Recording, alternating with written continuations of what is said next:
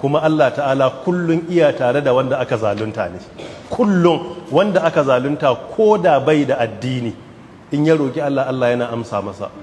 Idan yau kana musulmi sai ka samu wani wanda bai da addini, ba abun da yake bautawa, sai ka zalunce shi, sai ya ce Allah ya isa, karfa ka dauka Allah zai barka dan kai kana sallah kana azumi. A'a, duk wanda aka zalunta fiyayyen halitta yace ko fajiri ne ko mutumin banza ne yace Allah ya isa, Allah yana bin ka don haƙƙinsa.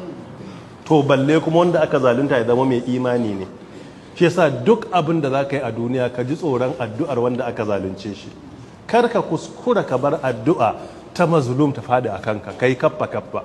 Tana da abun tsoro, musamman wanda aka zalunta mai rauni, ko tsoho ko tsohuwa ko yaro karami ko maraya ko talakan da bai da kowa, bai da galihu sai Allah. Mai rauni addu'arsa abun tsoro ne an taba haƙƙinsa. Amma in baka taba haƙƙinsa ba kuma fa, kawai don son banza ya addu'a a kanka, Allah ba zai amsa ba. Don Allah ta'ala kuma baya taimakan azzalumi, don wanda zai addu'a mai muni a kanka ba kai laifi ba kuma ya zama azzalumi ne.